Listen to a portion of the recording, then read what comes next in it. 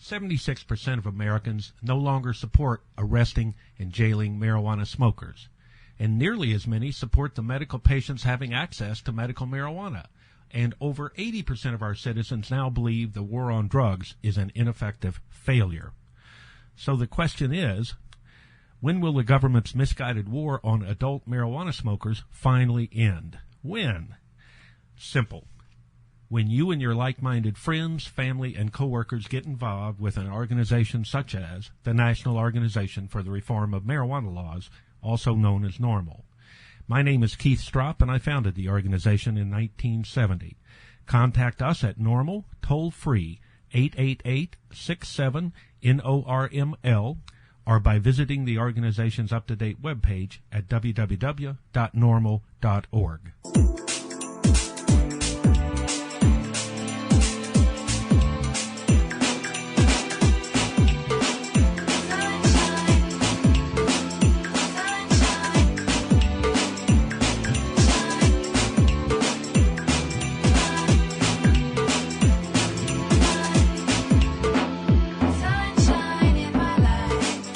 And distributed by the National Organization for the Reform of Marijuana Laws in Washington, D.C.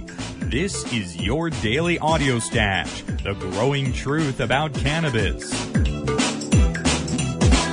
Welcome to the most popular audio podcast regarding marijuana in all of America and all the world, featuring interviews with scientists, politicians, doctors, prohibition policy activists, regular cannabis consumers, musicians, and NORML staff and NORML's board of directors, along with music and comedy no other podcast can offer. You can always find out more about the show at our website, NORMLAudiostash.com. We're ending marijuana prohibition with education, one listener at a time.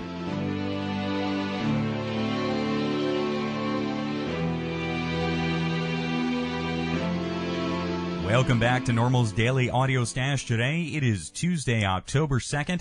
I'm your host, Chris Goldstein. Take a moment right now to join us at NORML to help end marijuana prohibition in America. It's as easy as visiting NORML.org to make your donation or join NORML today. Folks, there are still a limited number of tickets available for the NORML Annual Conference in Los Angeles starting next Friday on October 12th. You can register for the conference online at norml.org. We also have links at normlaudiostash.com. This year's conference is certainly going to be one to remember. Tommy Chong will be there. Rick Steves will be there. David Knott from the Reason Foundation will be there. Allison Holcomb from the ACLU. Paul Armentano, NORML's Senior Policy Analyst. Keith Strupp, NORML's founder. Alan St. Pierre, NORML's Executive Director, along with dozens of other speakers. More information about the conference is available online at norml.org, and you can listen to presentations from last year's, the 2006 NORML Conference, on the NORML Events podcast. That's at norml.org/podcast. We're going to dive into the archive of past NORML Conference audio throughout the week this week. On Friday, we'll hear Bill Maher's 2005 NORML Conference keynote speech. Bill is on the NORML Advisory Board and frequently discusses marijuana legalization and reform on his television programs and live shows. So Bill Maher's 2005 conference address coming up this Friday here on the Audio Stash. Today here on the program, we'll get the chance to speak with Gary Stork of Wisconsin NORML during our Government at Work segment. There are two important pieces of legislation going before the Wisconsin legislature this fall. One deals with medical marijuana, the other with industrial hemp farming. We'll speak with Gary about those bills today. Also, we'll discuss the upcoming Harvest Festival taking place Saturday and Sunday. We'll have music from the Harvest Festival throughout the week here on the Audio Stash as well. We've got links to Wisconsin NORML and the Harvest Festival right up on our website at normlaudiostash.com. Also in the program today, we'll speak with Ryan King from the Sentencing Project in Washington, D.C.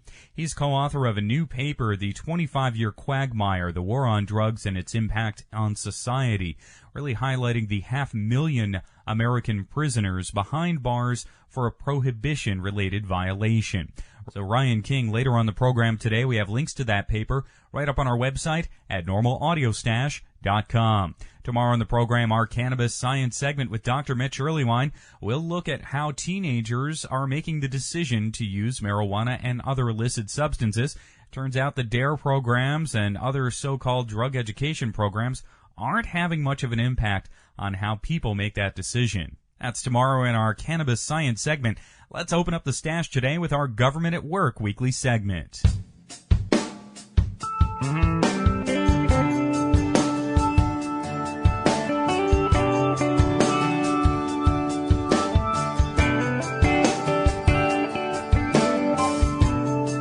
Today on Government at Work, we'll speak with Gary Stork, the director of Madison, Wisconsin's NORML chapter. There's a lot of legislative activity taking place in Wisconsin this year. If you're a Wisconsin resident, make sure to take action in the NORML Take Action Center. Write your state elected officials to urge them to support these bills. We'll have links to Wisconsin NORML on our website today as well. Gary, welcome here to the Audio Stash. Yeah, thanks for having me on, Chris. Great to speak with you today, Gary. There are a couple of important pieces of legislation gaining steam there in Wisconsin and a big festival happening this weekend. Let's begin with the medical marijuana legislation. The bill is named after a longtime medical cannabis activist, Jackie Rickert. Gary, tell us about how this bill has started out. Quite the important act. I think I'm really pleased that it's being named after Jackie Rickert because she's been a symbol for medical marijuana so long in Wisconsin. And we're getting good press, although the usual opponents are beginning to surface. There was an article today in the Eau Claire Leader Telegram where Representative Scott Souter reared his ugly head again. But I think the visibility of the issue is growing, and I'm more confident, if not this session, the next session. And how do Wisconsin residents feel about medical marijuana? What are the general attitudes about medical use? Well, it's pretty much like everywhere else. Is My Medicine Legal Yet did a poll back in 2002, and we found upwards of 80% support statewide and higher in some areas, particularly Dane County where Madison is. But it was pretty much even around the state, and the support was also pretty consistent whether voters or respondents identified themselves as Democrats, Republicans, or Independents. And should the bill become law, how would medical marijuana be implemented in the state? It would be, the bill as written is similar to the model in Oregon and states like that, where patients or designated caregivers are allowed to cultivate and possess a certain amount of cannabis. In this case, the bill says 10 plants and 85 grams of usable material. So they would be exempted from prosecution with a doctor's note, and they would have to register with the state. I have to ask, have you heard from individuals who are already using medical cannabis that they're sometimes harassed? Yeah, it happens. It depends what part of the state you live in. Some parts of Wisconsin can be pretty draconian for any kind of cannabis use, but I think slowly and surely consciousness is arising that people using cannabis for medicine really aren't the enemy, and I have heard some amazing episodes of leniency on the part of officials from around the state. Now, the city of Madison has a long-standing marijuana decriminalization ordinance. Is that attitude towards marijuana unique to the Madison area, or do you think it's shared around the state? Well, Madison kind of transcends not only the state of Wisconsin, but the Midwest. I don't think you'll find a more cannabis-friendly climate, perhaps, without going out to the coast here. We not only have a 30-year-old local decrim ordinance, which also legalizes personal possession in your home and medical use, but there's also a county ordinance, and earlier this year, the district attorney announced that he would no longer prosecute any cases involving 25 grams or less as anything other than a ticket, and paraphernalia cases would be the same. So, it was pretty much decriminalized before. This is the first time where they've actually stated a policy. So, hopefully, there won't be any outliers where somebody with 7 grams all of a sudden is facing criminal charges and somebody with 25 isn't. Hopefully there's going to be at least a blanket decrim for under 25 grams at this point. Righto, Gary. Well, we'll check in with you on that as the bill moves forward here this fall. There's another very interesting piece of legislation I'd like to discuss today as well. We've seen the issue of hemp farming really pick up steam around the country this year. There's the Federal Industrial Hemp Farming Act of 2007 before the U.S. Congress, and the California legislature just passed a hemp farming bill that would start a pilot program in 4 counties. That's awaiting the signature of Governor Schwarzenegger there. And now Wisconsin is considering hemp farming as well. So tell us a bit about this hemp bill, Gary. Yeah, I happened to be at the hearing for that bill back on April 18th up at the Capitol, and although it's already legal in Wisconsin to grow hemp, what's unique about this bill, which basically creates a panel to study it, is that it was proposed by Republicans, and at least half of the co-sponsors, if not more, are Republicans. And there's also some people on the bill, Republicans, who have been very hostile to medical cannabis.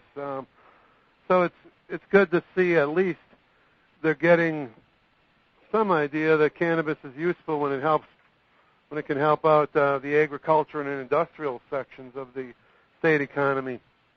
And is there interest in hemp farming and in this bill from the mainstream agricultural community there? Yeah, very much so. It was very exciting at the hearing to see a father and son, an older farmer and his son in his 40s, and they're on their family farm. They've been growing hemp. They grew hemp back during World War II for the federal government, and they brought along their hemp stamp from 1944 and Marijuana Tax Act stamp, and it was beautiful to gaze upon it. And they were very extremely eloquent about not only growing it, but also very accurate on how much fertilizer it needed and that kind of thing, and they really helped win over the committee. And how have the state legislators responded to this bill so far? It's been extremely pleasant to see legislators from both sides of the aisle and the middle getting on this bill. It's got basically a cross-section of the political spectrum in Wisconsin are co-sponsoring this bill, so I haven't heard that it's been scheduled for a floor vote yet because we're tied up in a budget. The budget here is over 2 months late now. In fact, I think it's 3 months late. So the legislature's pretty preoccupied with that, but I think once that gets done, we'll start seeing perhaps that bill will get an actual vote on the floor of the Assembly. Righto. Well, again, we'll be looking to check up with you as this hemp legislation moves forward. Also, Gary, this weekend there's a big event taking place, and a long-running event at that. The annual Harvest Festival starts up this Saturday. Tell us a bit about the event. Yeah, this has been going on for 37 years. It's the Great Midwest Marijuana Harvest Festival, and this was started in 1970, and since about the third year, Ben Mizell, well-known local activist and hemp activist, NORML activist, has been the lead organizer of this. And in the last few years, Madison NORML, after we were founded, have become one of the prime backers of this too. And it's really an amazing event. And the whole weekend kicks off on Friday night with a benefit for Is My Medicine Legal Yet? And medical cannabis in Wisconsin at the Cardinal Bar in downtown Madison on 418 East Wilson. It's a really cool little bar, and we're going to have some excellent live music, some musicians who've been playing great blues and roots music for decades, the Radio Shanahan Band, and they're also going to be backing up Jim O'Hearn, who and the Whiskey River Band, and he does a tribute to Willie Nelson, so we'll have a little bit of Willie there. And Saturday, all day down adjacent to the UW campus at the Library Mall at the foot of State Street at Lake in downtown Madison, we'll be having live music and speakers and vendors and informational tabling all day long with some of the finest Wisconsin jam bands and other bands. We got a good selection of progressive rock from Baghdad Scuba Review. We got blues from Tate and the 008 Band. We got jam rock from Elf Lettuce. We have reggae from Nama Rupa. That's just a great all-day event from 12 to 6. And then on Sunday, we're going to gather back at Library Mall 12:30, listen to some bluegrass music and a few speakers. And then the real centerpiece of the whole Great Midwest Marijuana Harvest Festival happens around 3 a.m., and that is the traditional parade up State Street to the State Street steps of the Capitol, where we'll be having live music from Little Marsh Overflow and also speakers. And over the years, this march is thousands and thousands of people have participated in it. I've seen there's a video on the web from the 1989 Harvest Fest where at least 10,000 people go streaming in front of the camera, many of them indulging in cannabis. The last few years we've had 1,000 or more, and we're hoping for that at least this year. But this is a free speech protest against marijuana being illegal, and a lot of the participants of this parade openly smoke cannabis marching up State Street. It's one of the coolest things to be in. Everybody's really happy. You just see cannabis freedom breaking out, smiles. You really have to experience it to understand what it's like, but it's just an awesome thing. In 2005, we had Keith Strope back here for Harvest Fest, and he marched in it, and it's just amazing. And if you're anywhere near Wisconsin, I'd urge you to get in your car and head to Madison this weekend, because this is something that you really need to experience. And how does the local media treat the Harvest Festival? Well, it's varied over the years. They've gone from scoffing at it to ignoring it, to the last few years to covering it pretty nicely. I think there's such a Madison is a city that is constantly the subject of tormented by alcohol. We have a Badger games here. The city has too many bars, and every day you read about problems with alcohol. So I think it's becoming more and more cannabis friendly in that regard, because there is so much problems here with alcohol, and it's just amazing to see this kind of cannabis freedom break out, and the smiles and everything else. People don't believe it's happening. Oh, that's very cool. And because Madison is a university town, I assume there are a lot of young people at this event as well. Right.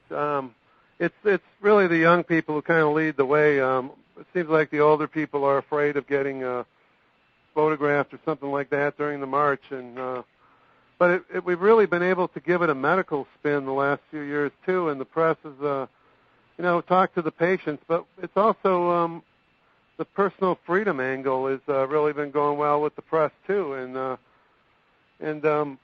I think they're really beginning to understand that cannabis is really a safer alternative, and that cannabis prohibition is wrong.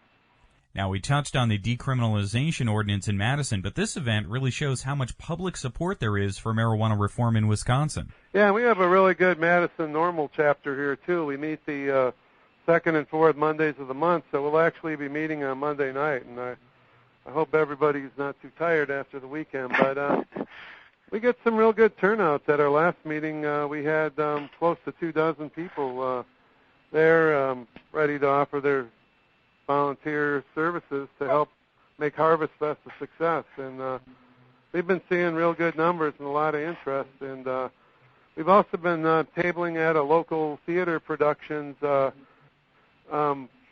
They've been doing Reefer Madness, the musical, here in Madison, and we've been out tabling at that for a number of nights, and getting a good reception there, too. So not just the public coming out to this big event, but it sounds like there's a group of very active citizens there as well. Yeah, we have a real good core of people, and then a lot of other people show up pretty regularly to meetings, and it's just really nice to have that cannabis community. And in fact, we're kind of a beacon, and it's not unusual for people to drive a couple hundred miles from points around Wisconsin just to come to a NORML meeting and meet like-minded people. There's a real need for groups like NORML in Wisconsin, and other cities have less active chapters, but Madison's is really doing well, and I hope to see that spread around the state more. Righto, Gary. This has just been a wonderful conversation here today, covering a lot of ground. We have links to Madison NORML and Take Action links to the specific pieces of legislation we discussed here today. We'll also have links to the Harvest Festival. Gary, thank you again for joining us here today, and I'm looking forward to speaking with you again very soon. Yeah, thanks so much, Chris, and I'm so glad to be on. Thank you again. Gary Stork is the director of Madison, Wisconsin NORML. We have links to everything we discussed today with Gary on our website at normalaudiostash.com. Stay tuned. Our interview with Ryan King from the Sentencing Project coming up next. You're listening to NORML's Daily Audio Stash.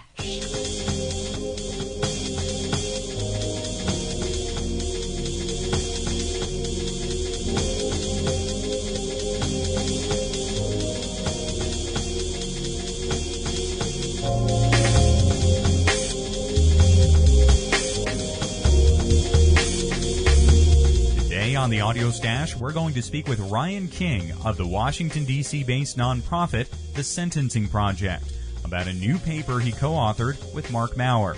The paper's entitled The 25-Year Quagmire, the War on Drugs, and Its Impact on Society.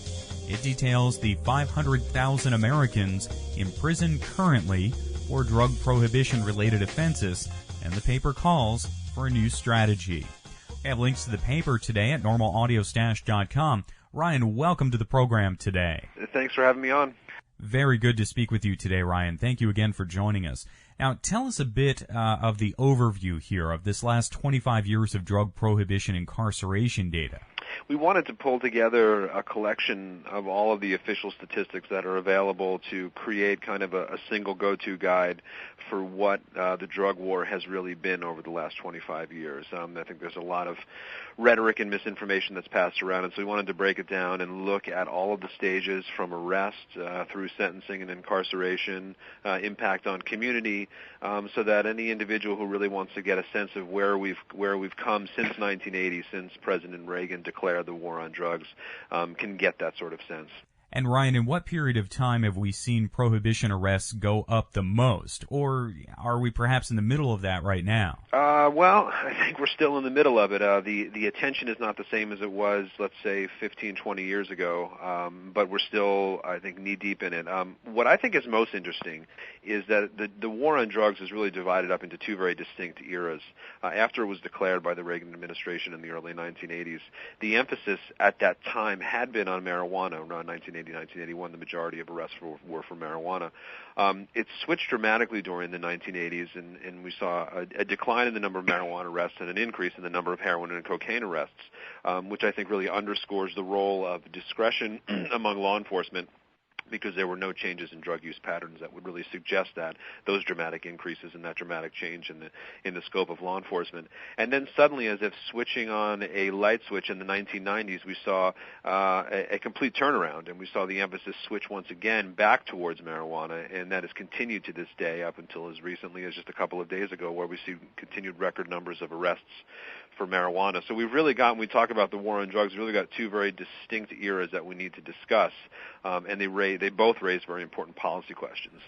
Ryan, we've highlighted the racial disparity of prohibition enforcement arrests in relation to marijuana here on the Audio Stash, but does that racial disparity exist for most prohibition arrests and incarcerations? It's across the board for all drugs. I can unequivocally say that there's really no single factor when you look at all the impact on the criminal justice system. I don't think there's any single factor that has so exacerbated racial inequality in the criminal justice system as the war on drugs. I mean, it certainly predated racial disparities in law enforcement and in sentencing and corrections, certainly predated the war on drugs declaration in 1980, but I think when you look at those figures now, 25 years later, you can directly tie them back to the enforcement patterns in the war on drugs and the way in which sentencing laws have impacted African American communities. Now, we've seen a lot of issues dealing with outright racism or racial equality. Some make big news, like the Gina 6 case recently, but Why is drug prohibition barely, if ever, mentioned in that context, do you think? I think one of the biggest problems, whether it's prohibition or whether we're talking more broadly just about investment in prevention and treatment rather than using law enforcement as a means to address drug abuse, is that the conversation, one of the issues of the war on drugs, it wasn't merely just putting out more law enforcement, making more punitive sentencing laws and putting more people in prison. It was also really shaping the dialogue, the Just Say No campaign, the DARE campaign. It was shaping the dialogue in this country about drug use and what the proper response for it should be. So I can, as an example, I've done a number of radio shows in the past talking about the war on drugs, and frequently the opposition will say, well, I go into these African American communities and I talk to members of these communities. They're the ones who have to deal firsthand with the consequences of drug abuse, and many of them are often the most outspoken for the need of strict punishment for putting people in prison.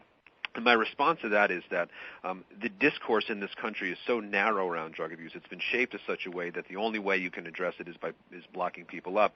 That certainly anybody who lives in a community that is dealing with high level of drug abuse, they're not calling for more people in prison. What they're calling for is to feel safe in the neighborhood. What they're calling for is to have people who are using drugs have options for treatment. But they only know the one option that we tell them, which is prison.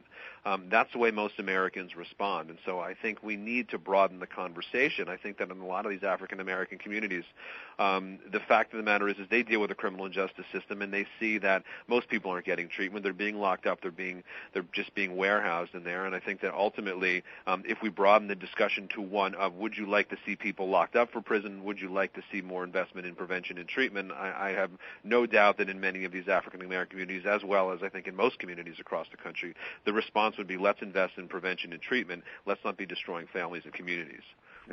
Also, one trend that dominates across the racial and ethnic lines of these arrests is that most of those who fall prey to prohibition laws are young men. It absolutely is, and these are the people that are filling up our prisons and jails, 500,000 at this point that are currently in for a drug offense. And what's really tragic about it is when you say, we're talking very young men, we're talking 18, 19, 20, 21 years old. These are individuals who really should be in the prime of their life. They should be in school. They should be beginning jobs and families. And instead, what we've chosen to do to respond to that is simply to lock people up. And the impact on an individual's life, I mean, put yourself in the position of when you were 19 or 20 years old. Maybe you had your first job. Maybe you were in college. Maybe you were beginning a family. Imagine then at that point that you press the pause button. You're taken out for 1 or 2 years and put away in a prison. Then when you come back out, you have the stigma of the felony conviction. You can't get a job. You can't live in certain places. You can't get education and student loans. Your life is forever changed, and for many people, essentially, you could really be ruining a young person's life when they're 18 or 19 years old for a decision that it would be very different than when they're 30, 40, or 50. I mean, I'm 34 years old now. I'm a very different person than I was when I was 24 years old. And I think one of the real tragedies of the war on drugs is this young generation, future generation of African American men and of white men, Latino men, really of all backgrounds. These people's lives are essentially being forever affected for decisions when they're 18 and 19, when really giving a person a second chance and another opportunity should be our primary goal, rather than just essentially ruining individuals' lives at such a young age. Ryan, you and Mark Bauer offer a number of potential solutions and policy changes in the paper, but what do you think would be the best first step towards reform here? Well, we talk very specifically in here about changing mandatory sentencing laws, returning discretion to judges, investing in treatment, those sort of things. And I think all those are very concrete steps and are very important. But I think, honestly, the biggest thing we need to do is to get the conversation I mentioned earlier about the level of dialogue about the war on drugs in this country.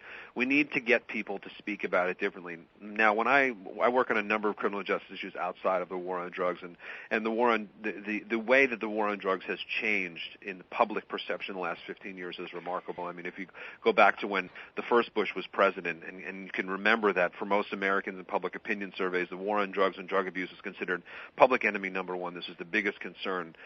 Now we have a Republican administration. We have the ONDCP that's at least talking about treatment, funding treatment, pushing drug courts. It's certainly not where we want to be, but I think it's a dramatic step forward, and that to me has come as a result not of politicians taking the lead by any stretch, but of the public finally standing up, saying we're fed up with this doesn't work, and we need to seek better options.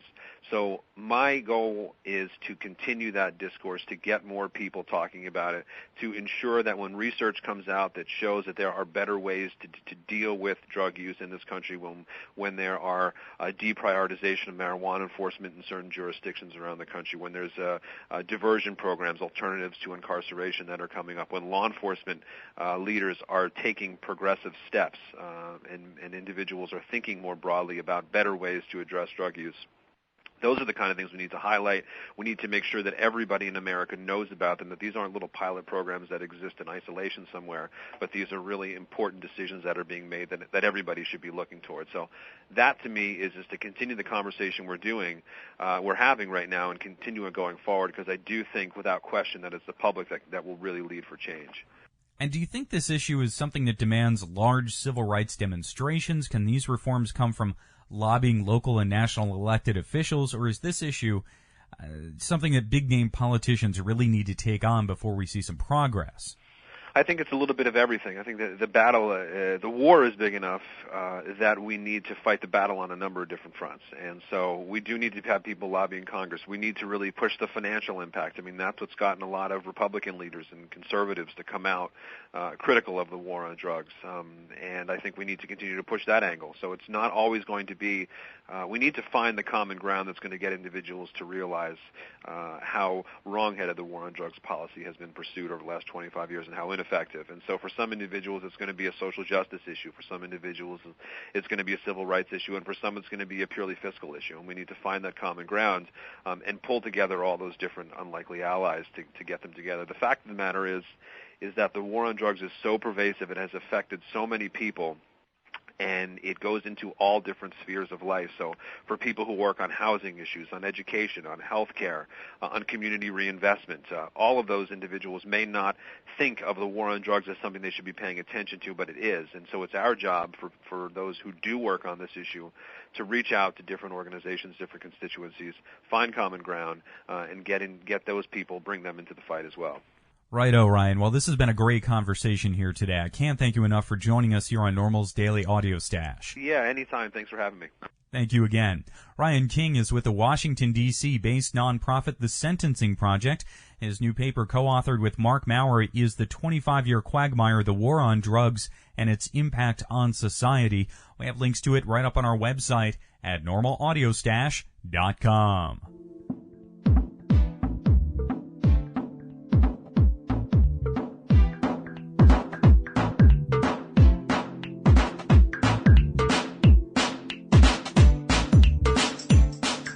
Listening to NORML's Daily Audio Stash, the growing truth about cannabis. Make sure you visit our website at normalaudiostash.com. That's NORMLAUDIOSTASH.com for more information about every day's show. I'm your host, Chris Goldstein. Thanks for listening today. See you at 4:20 tomorrow.